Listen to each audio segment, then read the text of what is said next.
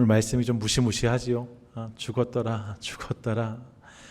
절마다 그렇게 끝나고 있는데 오늘 본문을 중심해서 불감과 민감이란 제목으로 하나님 말씀 함께 나누도록 하겠습니다. 지난주에 우리가 함께 나병 환자의 감사에 대해서 나누었어요. 10명이 고침을 받았는데 그 중에 한 사람만 주님께 나와서 감사를 고백했고, 주님은 나병이 나은 사건보다 그의 감사 고백을 더 주목하고 계신 것 우리가 확인했습니다. 바라긴 우리 100일간 1호상 감사 노트 함께 적어갈 때에 주님께서 주목하신 그 한 사람이 저와 여러분 우리 모두가 될 수 있기를 원합니다. 아멘. 지난주에 이어서 우리 나병 환자 이야기를 하면서 오늘 설교를 시작하려고 하는데요. 나병 환자촌, 나병 환자 마을에 방문했던 한 작가가 적은 글의 내용이 이렇습니다. 잘 들어보세요. 어둑어둑해지는 땅거미와 함께 들어선 어느 마을, 여느 마을과 다른 적막, 고요는 평화 그 자체를 보이고 있었다. 나는 마을 한쪽에 피워놓은 장작불에 가까이 다가갔다. 마침 그곳에는 몇몇의 아이들이 고구마, 옥수수 등을 굽고 있었다. 고구마 하나가 숯불 사이로 떨어졌다. 순간 나는 경악했다. 아무렇지도 않게 숯불에 손을 넣어서 고구마를 집어 올리는 소년의 모습 때문이었다. 이곳은 나병인들의 마을이었다. 이런 내용이에요. 문둥병이라 불렸던 나병, 우리나라에서는 이것을 하늘이 쳐서 걸린 병이다 해서 천형병이라고도 불렸다 합니다. 요즘엔 한센병이라고 많이 부르지요. 피부가 썩고 문드러지는, 어그러지는 너무나 고통스러운 병입니다. 물론 지금은 예방법도 있고 또 치료 방법도 많이 개발이 되어서 불치의 병이 아닌 것으로 알려져 있으나, 하지만 그럼에도 불구하고 오늘날에도 여전히 무서운 병임에는 틀림이 없습니다. 나병이 무서운 병인데요. 나병의 무서움, 나병의 증상 중 무서운 점 꼽으라 하면 여러 가지 이야기할 수 있어요. 살이 썩는 것도 어려운 일이고 또 이렇게 진물이 나고 다 으깨지는 것도 참 고통스러운 일입니다. 그런데 이 나병의 증상 중에 가장 심각한 것, 가장 위험한 것을 한 가지 저에게 꼽으라 한다면 저는 주저없이 불감이라고 대답하고 싶습니다. 뭐라고요? 불감이라고요. 느끼지 못하는 것, 사실 이게 가장 어려운 거죠. 벌겋게 달아오른 그 숯 가마니에 손을 넣어도 고통을 느끼지 못할 만큼 그런 무감각, 불감의 증상이 나타나는 것이 나병이라 할 수 있어요. 살이 다 썩고 있는데 본인은 정작 모르는 거죠. 살점이 떨어져 나가는데 본인은 정작 모르는 거예요. 그래서 생명의 치명적인 상황에 이르는 것을 우리가 확인하게 됩니다. 불감이 나병의 아주 무서운 증상이라는 거죠. 불감이 치명적이다고 설명을 드리는 것입니다. 느끼지 못하면 위험합니다. 나병만 그런 것이 아닙니다. 우리나라에서도 굵직굵직한 사고가 있을 때마다 불감증이라는 이야기 많이 합니다. 안전불감증이라고 하죠. 건물이 무너지고 다리가 내려앉고 전차가 탈선하고 화재로 수많은 사람들이 목숨을 잃게 되었을 때에 여지없이 꼭 등장한 단어 중 하나가 바로 이 불감입니다. 안전에 대해서 불감함으로 큰 사고를 당하게 되었다는 거예요. 불감은 치명적인 거죠. 불감하면 치명적인 사고를 피할 길이 없습니다. 민감해야 위기를 넘어설 수 있는 거지요. 남가주의 대표적인 한인교회 중 한 군데가 남가주 사랑의 교회라고 할 수 있어요. 우리 교회하고도 아주 멀지 않고 그래서 아마 다들 그 건물을 보신 적이 있으실 것입니다. 그런데 남가주 사랑의 교회 가보시면 사랑의 교회가 있는데 그 교회의 교육공간, 교육부 아이들이 활용하는 공간은 킹덤 드림 센터라고 되어져 있는데 이 두 개의 건물이 꽤 멀리 떨어져 있습니다. 1마일이 넘어요. 그래서 걸어서 움직이는 건 좀 무리이고 부모들이 아이들을 드롭하면 차를 가지고 움직이든지 아니면 계속 운행하는 셔틀에 몸을 실어야만 합니다. 아이들의 교육 공간과 부모님들의 공간이 너무 멀리 떨어져 있어서 저희는 그냥 나가면 바로 아이들 보잖아요. 근데 이렇게 멀리 떨어져 있으니까 사실 이게 위험하기도 하고 불편하기도 한 것이 사실이죠. 그래서 제가 그 드림센터 공사를 총괄했던 목사님을 제가 개인적으로 잘 알아요. 그분을 제가 배웠을 때 교육센 전체를 다 제가 한번 소개받았거든요. 건물들을 다 보고 이런저런 이야기를 들었는데 듣고 나서 목사님 다 좋은데 근데 본당하고 너무 멀어서 이게 좀 만만치 않겠습니다. 이렇게 말씀드리고 보다 가까이 있으면 좋을 뻔했는데요. 이렇게 이야기했더니 그 목사님이 본인도 같은 생각이라는 거예요. 좀 더 가까운 곳에 교육센터를 세우기 원했는데 그게 잘 안 됐다는 거죠. 왜 잘 안 됐나 했더니 시리에서 퍼밋이 안 나왔다고 하더라고요. 퍼밋이 안 나온 이유가 그 원래 생각했던 보다 가까운 부지 가에 아주 작은 실개천이 흐르고 있다는 거예요. 근데 그게 문제가 됐다고 하더라고요. 뭐가 문제냐 공무원에게 물었더니 퍼밋을 안 내준 공무원 이야기가 홍수가 나면 이 실개천이 범람해서 워러 데미지가 생길 수 있으니 여기엔 공사를 못한다고 했다는 거예요. 제가 캘리포니아에 산지 이제 11년째인데 저 아직 홍수 한 번도 못 봤거든요. 혹시 이곳에 계시면서 홍수를 경험하신 적 있으세요? 잘 모르겠습니다.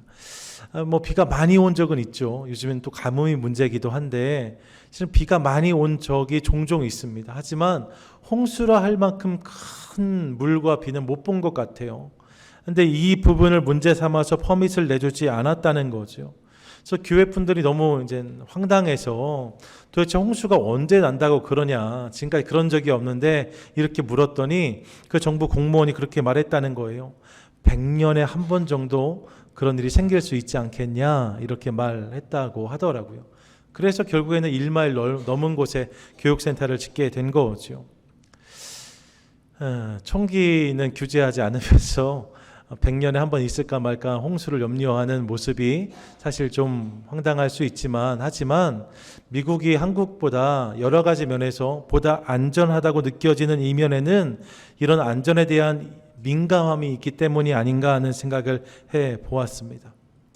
지나치다 싶을 만큼 민감할 때에 안전을 보장받을 수 있다는 거죠. 여러분 민감해야 위기를 피할 수 있습니다. 민감해야 사고를 넘어갈 수 있습니다. 그런 맥락에서 우리 삶 가운데도 담겨야 되는 민감함들이 있습니다. 물론 무디어야 되는 부분도 있어요. 쓸데없이 민감해서 어려운 분들 만날 때 있는데 어느 부분은 좀 적당히 넘어가는 것도 중요하죠. 하지만 민감해야 될 부분에 대해서는 민감한 것이 좋습니다. 우리 삶에 있어서 꼭 민감해야 되는 부분, 여러분 그 부분 중에 가장 중요한 부분이 무엇이냐? 전 그것이 하나님에 대한 민감함이라고 생각합니다. 하나님에 대한 민감함이 있는 인생이 귀하고 건강한 인생인 거죠. 인생을 살면서 하나님에 대한 민감함이 있는 것, 영적인 민감함을 가지고 살아가는 것, 그것이 참 중요합니다.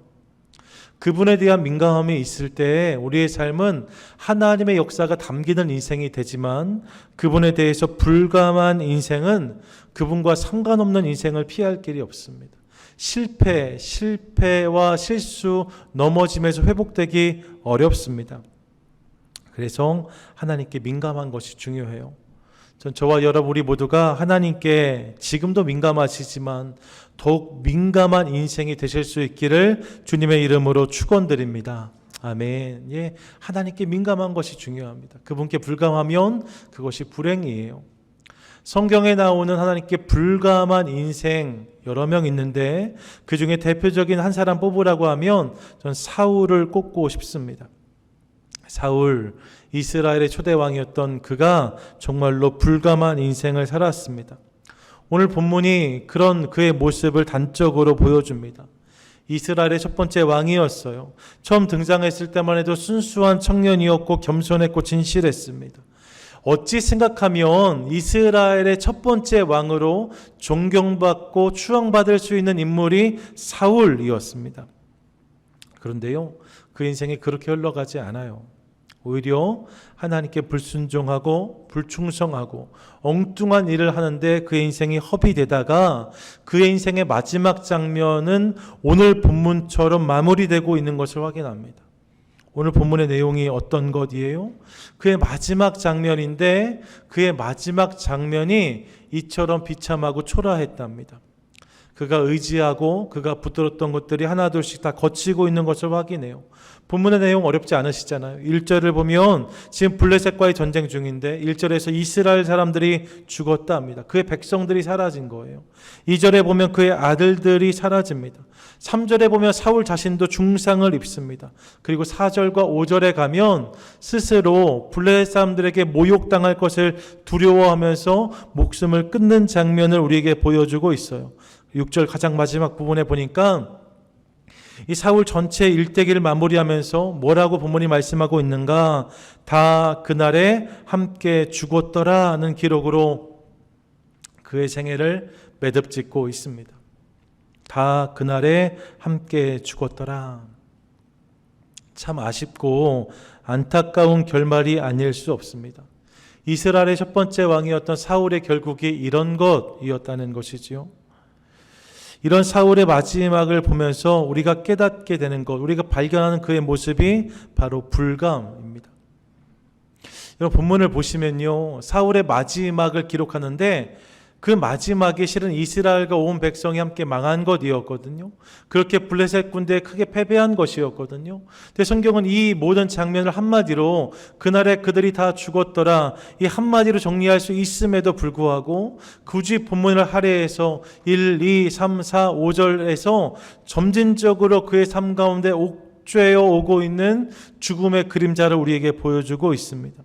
이스라엘 백성들이 먼저 사라지고 아들들이 그 다음에 사라지고 저가 부상을 당하고 또 스스로 목숨을 끊는 장면까지를 하나하나 단계로 그려서 우리에게 보여주고 있다는 거죠.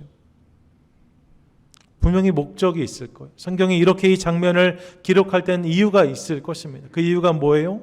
사울이 그만큼 불감한 사람이었다는 거예요. 한순간에 확 위기가 닥친 게 아니라 점진적으로 점점 그의 삶 가운데 죽음의 그림자가 들여오고 있는데 사울이 그럼에도 불구하고 하나님 찾지 않았다는 거죠. 하나님을 부르지 않더라는 거예요. 주님께 돌아가는 모습이 전혀 없었다는 거죠. 한 커플씩 보호막이 사라지고 있는데 한 커플씩 저의 의지가 사라지고 있는데 정작 그는 하나님께로 돌이키는 모습을 선택하지 않았다는 거예요. 여러분 사실 일반적인 신앙의 사람들이라면 이런 모습 쉽지 않잖아요. 평상시에 신앙생활이 좀 별로였다 해도 좀 연약했다 해도 인생의 위기가 찾아오고 문제를 만나면 하나님을 부르는 게 맞지 않겠습니까? 주님을 찾는 게 맞는 거잖아요. 하나님이라고 외치는 것이 우리의 모습이어야 되는 거잖아요. 근데 여러분 지금 사울의 목숨이 경각에 달려 있는데 사울은 하나님을 찾지 않았대요. 여러분 그가 하나님을 몰라서가 아닙니다. 그도 하나님을 분명히 아는 자였습니다. 섬기는 자였습니다. 명색이 이스라엘의 왕입니다. 하나님 백성들을 이끄는 리더였다는 거예요. 그도 형식적으로 계속 정기적으로 예배에 참석했을 것입니다. 하나님을 예배하는 모습과 자리 가운데 그가 있었을 거예요. 하지만 그의 삶 가운데 결정적인 위기가 다가왔을 때 그는 하나님을 찾지 않습니다. 오히려 블레셋 군대의 모욕과 그로 인한 사람들의 평가를 두려워하면서 스스로 목숨을 끊는 것을 우리에게 보여주고 있습니다. 그런 그의 모습을 보면서 그의 인생에 찾아왔던 강력한 적 블레셋보다 사실 훨씬 더 위험하고 치명적인 적이 그의 삶 가운데 있었음을 우리가 확인합니다. 여러분 그 적이 누구예요? 그게 불감이에요. 사울의 인생이 불감 인생이었다는 거죠. 예, 불감하는 인생이었답니다. 하나님을 느끼지 못하는 인생이었대요. 하나님을 경험하지 못하는 인생이었답니다. 그의 삶 가운데 주님께서 계속 사인을 주시는데, 그의 삶 가운데 하나님께서 계속 신호를 보내시는데, 하나님의 그의 인생을 노크해 오시는데 듣지 않는 인생이 사울의 인생이었다는 거예요. 그런 하나님에 대한 불감, 영적인 불감증으로 인하여서 그의 인생이 이렇게 무너지는 것을 우리가 확인하게 됩니다. 불감은 이토록 치명적입니다. 사울이 불감의 대명사라면 동시대를 살았던 또 다른 인물은 민감의 대명사라고 할 수 있습니다. 여러분, 그가 누구냐? 그가 다윗이에요. 사울은 불감의 인생을 살았는데 다윗은 민감한 인생을 살아냅니다. 본문에 이어지는 내용들을 읽어보시다 보면 이게 사무엘하 마지막 장면이거든요. 그리고 이제 사무엘상의 마지막 장면이고 이제 사무엘하가 시작되는데 사울이 역사에서 퇴장했어요. 사울이 사라졌어요. 그럼 이제 기회가 누구에게 주어진 거예요? 다윗에게 온 거예요. 다윗이 이제 왕이 되면 돼요. 사실 그렇게 사람들에게 인정받고 주목받다가 예루살렘에 쫓겨난 거잖아요. 사울에게 쫓긴 거잖아요. 그런데 그 사울이 사라졌으니 이제 다윗이 예루살렘에 입성하면 될 것 같습니다. 이스라엘로 올라가면 될 것 같습니다. 이제 광야 생활을 정리하고 그곳을 향해 나아가면 될 것 같습니다. 사람들은 다 그렇게 생각했어요. 이것을 당연하다고 느꼈습니다. 그런데 다윗은 그렇게 반응하지 않아요. 당연함으로 이 일을 취하지 않고 사무엘하 2장 1절에 보면 다윗이 이렇게 고백하는데 2장 1절 함께 읽겠습니다. 시작. 그 후에 다윗이 여호와께 여쭈어 아뢰되 내가 유다 한 성읍으로 올라가리이까? 여호와께서 이르시되 올라가라. 다윗이 아뢰되 어디로 가리이까? 이르시되 헤브론으로 갈지니라. 아멘. 지금 올라가는 게 당연한 일인데 다윗이 뭐라고 묻습니까? 하나님 올라갈까요? 라고 묻어요. 하나님 어디로 올라갈까요? 라고 묻고 있습니다. 하나님 주님 뜻이 무엇입니까? 주님 마음이 무엇입니까? 하나님 내가 어디로 가기를 원하십니까? 라고 묻고 있는 거지요. 당연한 일 앞에서도 하나님을 찾는 다윗, 그의 그런 모습 속에서 우리는 다윗의 삶 가운데 있었던 하나님을 향한 민감함을 발견합니다. 여러분, 이 장면뿐만이 아니에요. 다윗 삶 가운데서 민감함을 발견할 수 있는 장면은 얼마든지 많이 있습니다. 사무엘상 24장에 보시면 다윗과 그의 무리가 광야에서 돌다가 동굴에 숨습니다. 사울에게 쫓기다가 동굴에 숨어요. 이스라엘 가보시면 광야가 넓게 펼쳐져 있는데 사실 여러분 거기에 동굴이 많이 있어요. 미국은 잘 모르겠고 한국에 가보시면 한국은 동굴하면 뭐 고수동굴 이런 유명하잖아요. 그 동굴이 지천에 널려 있는 게 아니라 특별한 곳에만 있으니까 그 동굴이 관광지가 되는 것 아닙니까? 근데 이스라엘은 광야엔 동굴이 많아요. 와디가 이렇게 간헐천이 생기면서 땅을 막 확 파고 들어가니까 또 이 물이 땅에 막 이렇게 휩쓸려 들어가니까 뚫려진 동굴들이 많이 있다고요. 다윗과 그의 부하들이 어느 한 동굴에 숨었는데 그 동굴로 사울이 들어와요. 용변이 급해서 사울이 들어와요. 혼자 들어옵니다. 용변 보러 가는데 누구 같이 갈 수 없잖아요. 혼자 들어갔어요. 동굴 안에 있던 다윗의 일행은 환한 곳에서 들어오는 사울을 단박에 알아차립니다. 그런데 환한 곳에서 어두운 곳에 들어갔던 사울은 동굴 안에 누가 있는지 알지 못해요. 그리고 볼일을 봅니다. 이 상황을 딱 보시면 수많은 동굴들이 있는데 마침 그때 그 동굴로 사울이 들어왔어요. 다윗과 함께한 자들 생각에는 야, 이거 하나님 기회다. 하나님이 정말로 다윗을 사랑하시나 보다. 이 기회를 잡아서 사울만 제거하면 충분히 이렇게 생각했을 수 있습니다. 그 다윗을 종용합니다. 지금 사울 잡자 합니다. 지금의 기회다 합니다. 다윗이 그런데 그 일을 행하지 않습니다. 또 사람들이 이야기하니까 칼을 들어서 사울에게 다가갔는데 차마 그를 치지 못하고 그의 옷자락만 조금 베고 돌아섭니다.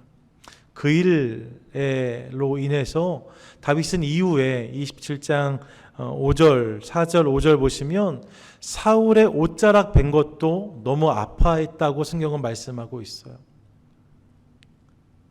너무나 좋은 기회인데 다윗이 그 기회를 잡지 않았다는 거죠. 왜요? 다윗이 하나님께 민감했기 때문이에요.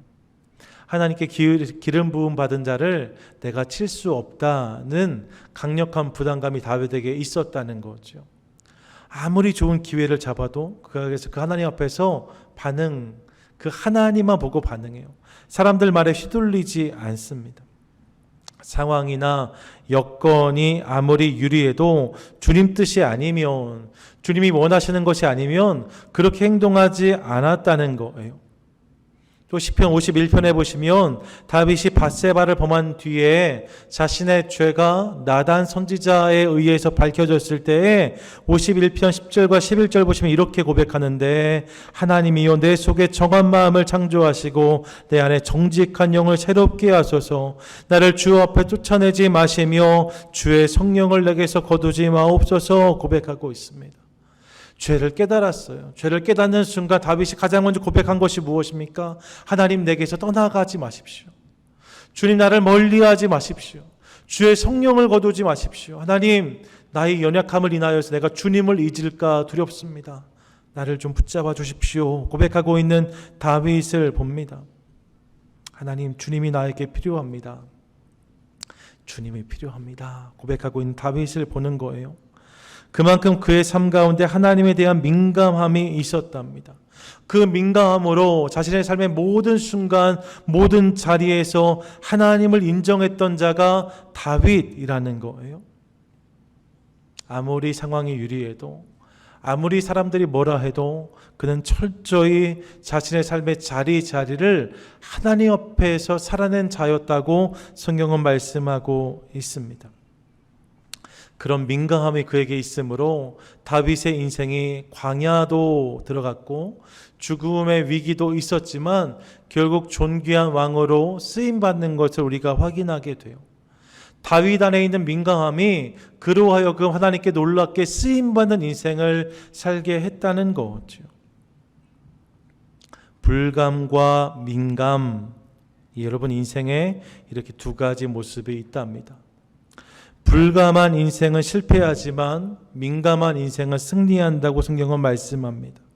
불감한 인생은 끝까지 돌이키지 못하지만 민감한 인생은 회복을 경험한다고 성경은 말씀합니다. 사랑하는 여러분, 사울과 다윗 두 인생의 모습 앞에서 주는 우리에게 선택하라고 말씀해요. 저는 저와 여러분 우리 모두가 하나님에 대해서 불감이 아닌 민감으로 반응하는 것을 통하여서 하나님의 놀라운 은혜와 역사를 경험하는 그런 우리 모두가 될 수 있기를 간절히 원합니다. 예, 사울의 불감이 아니라 다윗의 민감이 우리 삶에 자리하게 되기를 축복합니다. 민감함, 이게 하나님의 은혜라는 거죠. 그러면 어떻게 해야 우리가 하나님께 더 민감해질 수 있을까? 사울과 다윗의 인생을 보면서 세 가지를 짧게 기억하기 원해요. 여러분, 우리가 어떻게 해야 하나님께 민감해질 수 있습니까? 먼저 사람이 아닌 하나님을 주목해야 영적으로 민감한 인생을 살 수 있습니다. 한번 따라 하시죠. 사람이 아닌 하나님께 주목해야 됩니다. 사람이 아닌 하나님을 주목해야 합니다. 예, 여러분, 사람이 아니라 하나님을 주목해야 된다는 거예요. 사울이 불감한 인생이었다 말씀드렸는데 그런 사울의 인생의 특징은 사람만 보는 사람이었다는 거예요. 그는 끊임없이 사람만 바라보고 사람을 통해서만 모든 일을 감당하려고 합니다. 그의 인생은 다윗과 씨름한 인생이라고 정의할 수 있습니다. 끊임없이 다윗을 시기하고 질투하고 그를 쫓는 일에 자신의 권력과 열정과 정력을 다 쏟아부었습니다. 뿐만 아니라 그의 삶 가운데 중요한 결정이 있을 때마다 그는 하나님이 아니라 사람들만 바라봤어요. 사람들의 인정에 목말라 했고 사람들의 칭찬을 갈망했습니다. 심지어 여러분 다 기억하시겠지만 이제 전쟁에 나가야 되는데 예배할 때가 되었는데 약속한 때까지 사무엘이 도착하지 않아요. 사울이 초조합니다. 예배를 못 드려 초조한 게 아니에요. 시간이 다 되었는데도 사무엘이 오지 않으니까 병사들이 동요하는 거 그것 때문에 불안했습니다. 예배가 아니라 병사들의 동요가 그를 불안하게 만듭니다. 그래서 사울이 자신 스스로 그 예배를 드려버립니다. 예배를 집례해 버립니다. 하나님께서 원하신 게 아니었는데 그 일을 행함으로 하나님께 책망받는 사울의 모습을 우리가 확인합니다. 예배를 드리는 것마저도 사람들이 어떻게 볼까, 사람들이 어떻게 느끼는가가 그의 삶 가운데 가장 중요한 기준이었다는 거예요. 오늘 본문에서도 보세요. 죽음 앞에 그가 서 있어요. 근데 그가 하나님이 나를 어떻게 보실까, 그것을 두려워하지 않아요.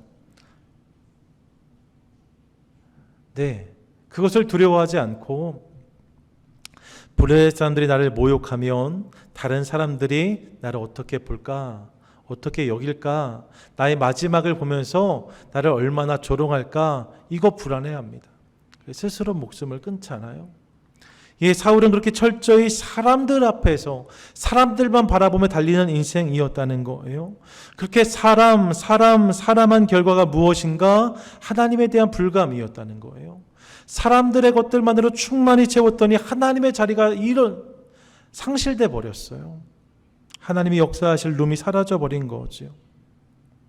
다윗은 그 반대입니다. 다윗에게도 그가 주목할 만한 사람들이 있었습니다. 그의 삶에 그가 씨름할 만한 사람들이 있었습니다.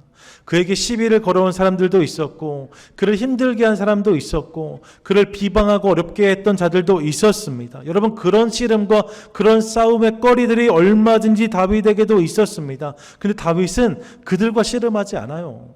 그 사람들과 씨름하지 않아요. 그 상황들마다 그는 철저히 하나님을 바라봅니다. 하나님을 주목해요. 사람이 아니라 하나님으로 살아내는 다윗을 보는 거죠. 그런 모습의 결정판이 그것 아닙니까?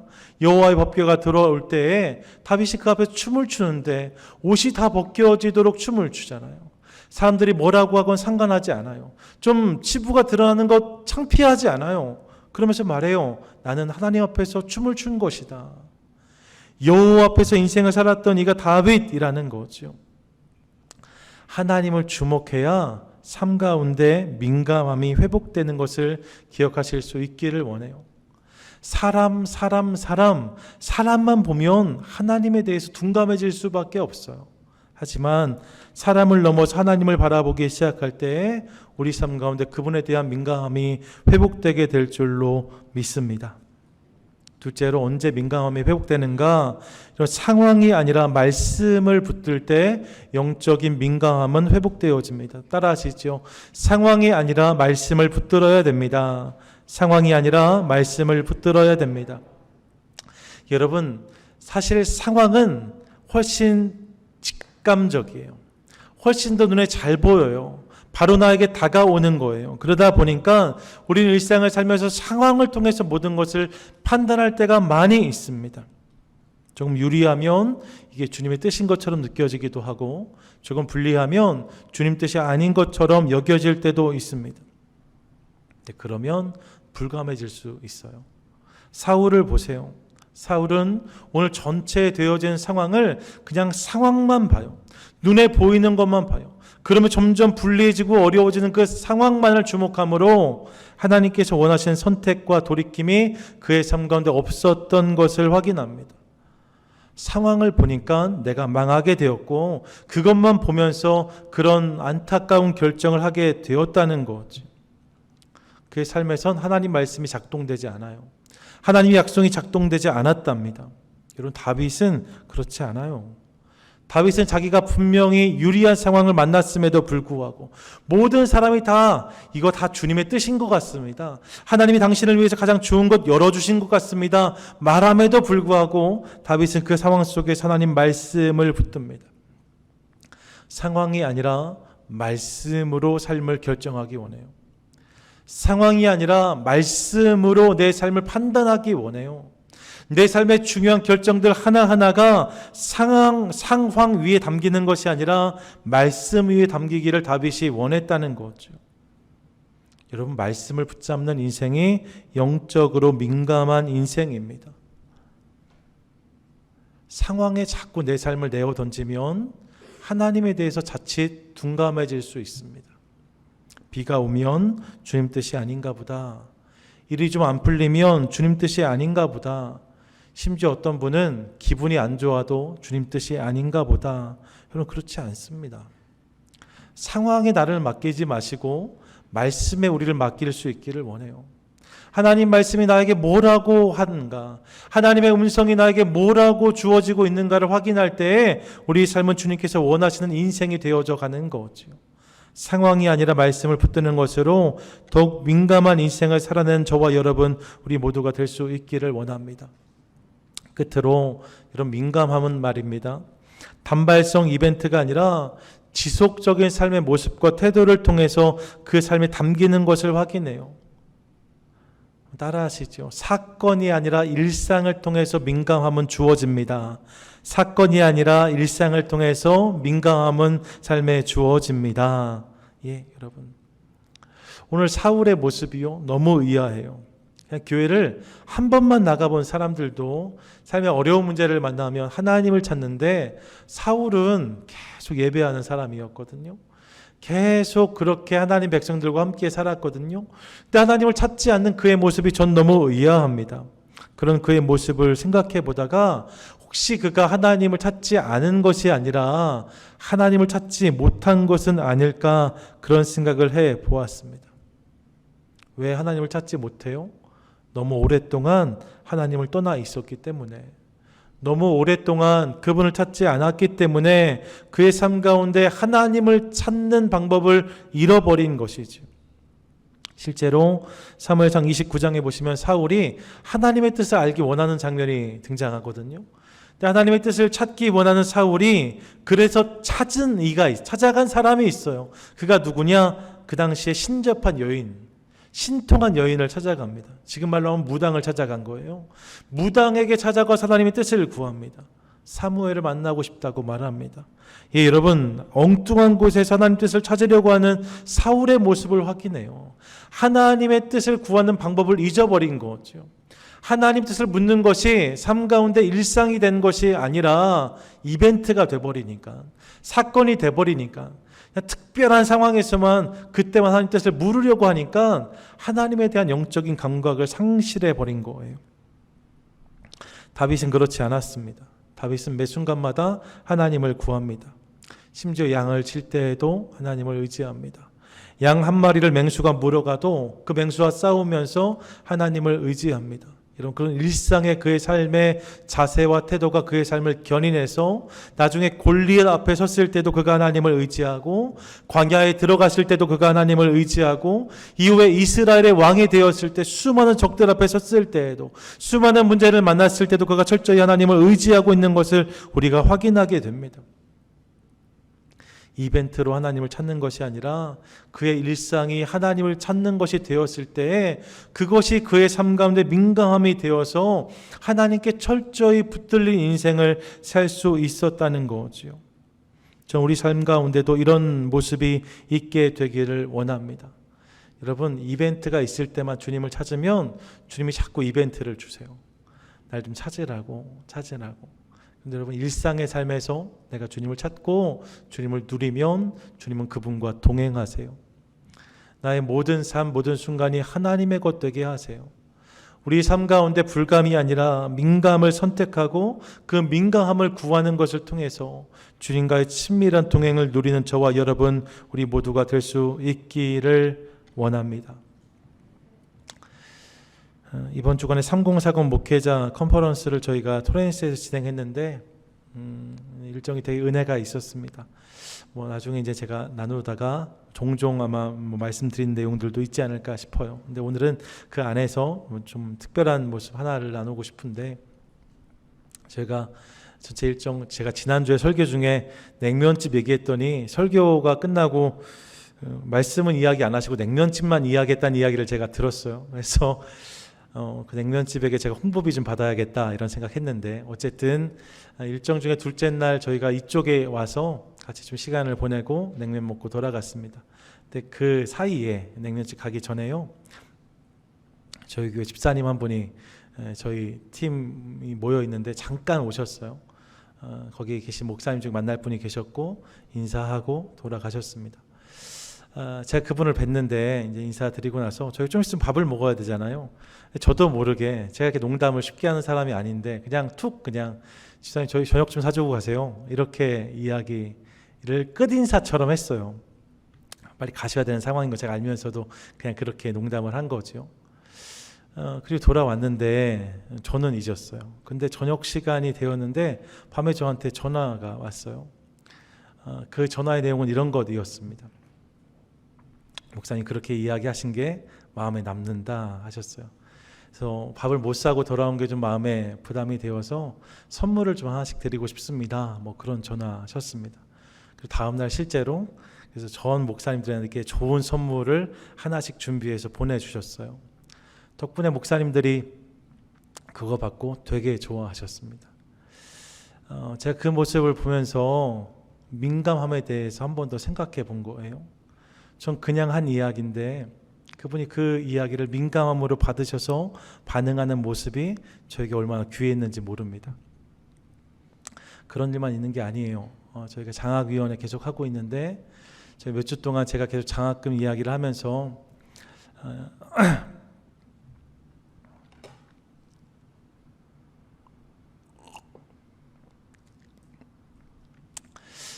저희가 섬길 수 있는 장학생은 수가 정해져 있는데 신청한 사람이 많아서 저에게 좀 부담이고 아픈 마음이 있습니다 라고 광고처럼 몇 번 말씀을 드렸는데 교회 가족들 간에 몇 분이 저에게 찾아오셨어요. 목사님 그렇게 해서 못 섬기는 친구들 중에 혹시 기회를 주시면 저희 가정에 1명, 2명 뭐 조금이라도 섬겨보고 싶습니다. 그런 말씀들 하시는 것을 제가 요 몇 주 동안에 경험했습니다. 이런 일들 경험할 때마다 얼마나 감사한지 몰라요. 우리 교회가 그렇게 좋은 교회입니다. 교회 가족들이 너무나 귀하세요. 그런 모습들을 대하면서 제 스스로에게 물어봐요. 나에게 그런 민감함이 있는지. 지나가는 것 말처럼 했던 말 그 한마디도 받아서 어떻게 하면 그 일 가운데 내가 더 잘 섬길 수 있을까 고민하는 교회 가족들의 모습을 보면서 나는 하나님께 그런 민감함으로 반응하고 있나 그런 생각해 보았습니다. 주님께서 이렇게 감동을 주실 때, 주님께서 이렇게 은혜를 주실 때 그 감동과 그 은혜를 나에게 주신 것으로 알고 내가 그 마음과 음성에 반응하려고 애쓰고 있나 그런 생각을 해 본 거지요. 너무 둔감한 건 아닌가 혹은 너무 불감한 건 아닌가 그런 생각하면서 회개했습니다. 사랑하는 여러분, 저와 여러분 우리 모두가 하나님께 더욱 민감한 인생이 되실 수 있기를 원해요. 날마다 주님께서 하시는 일들을 보고 주님께 주시는 마음을 받고 그분의 음성을 듣고 그 가운데 반응하는 인생을 살 수 있기를 원합니다. 그런 민감한 영적인 감각이 살아나기 시작할 때에 우리의 인생은 달라지기 시작할 줄로 믿습니다. 1호상 감사노트 쓰고 계신데 매일매일 쓰시잖아요. 여러분 저도 그거 쓰고 있는데 처음엔 되게 어려울 줄 알았거든요. 저도 일기 쓰는 사람이 아니라 매일 뭘 쓰는 일이 쉽지 않아요. 그런데 쓰기 시작하니까요. 저만 그럴까요? 점점 쉬워져요. 점점 쉬워져요. 감사에 대한 영적인 감각이 되살아나는 것을 확인합니다. 더 많은 감사 이유의 제목과 이유들이 발견되는 것을 확인합니다. 이것도 감사한 일이었구나. 저것도 감사한 일이었구나. 이것들이 확인되는 것을 깨닫습니다. 예, 여러분. 자꾸만 그 일을 도전하고 자꾸만 그렇게 그 일에 나아갈 때 주님이 주시는 민감함이 있는 거죠.